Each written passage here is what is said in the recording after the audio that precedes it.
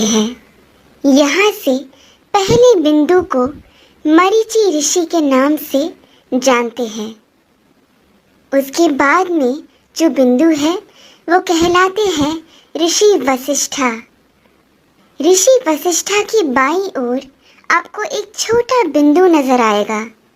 ये बिंदु ही है अरुंधति। ऋषि वशिष्ठा के बाद आते हैं ऋषि अंगीरसा, फिर आते हैं ऋषि अत्रि, फिर दाईं ओर की तरफ मुड़ते हुए जो बिंदु आता है वो है ऋषि पुलस्त्य। उसके बाद आते हैं ऋषि पुलह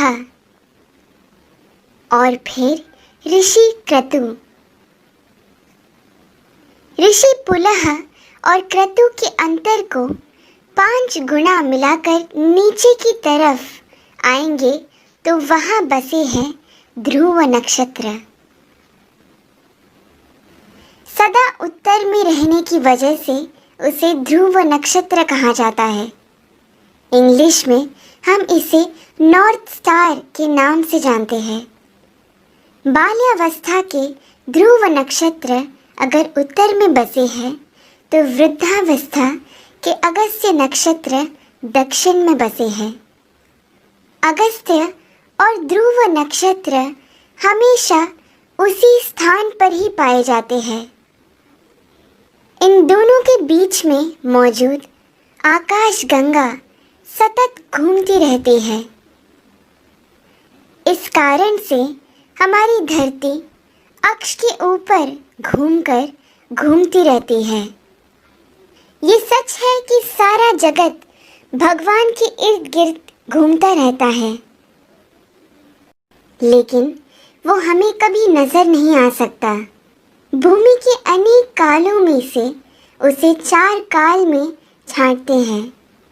ऊपर नजर आ रहा पीठ के बल सोया हुआ प्रश्न चिन्ह के आकार में बना हुआ सप्त ऋषि मंडल हमें वसंत ऋतु में ठीक ऐसे ही नजर आता है। आगे बढ़ते हुए शिशिर ऋतु यानी ठंड के मौसम में हमें सप्त ऋषि मंडल ऐसे नजर आता है। फिर शरद ऋतु में जब सारे पत्ते झड़ने लगते हैं तब सप्त ऋषि मंडल हमें ऐसे पीठ के बल सोया हुआ प्रश्न चिन्ह के आकार में नजर आता है। और फिर ग्रीष्म ऋतु यानी गर्मी के मौसम में हमें सप्त ऋषि मंडल ऐसे शीर्षासन कर रहे प्रश्न चिन्ह के आकृति में नजर आता है। चाहे जो भी हो, जब हम ये सारे प्रश्न चिन्हों को एक साथ में देखते हैं, हमारे सामने एक विशेष आकृति हमें बनता हुआ नजर आता है। वही कहलाता है हमारा स्वस्तिक। स्वस्थ का मतलब है आरोग्यवान।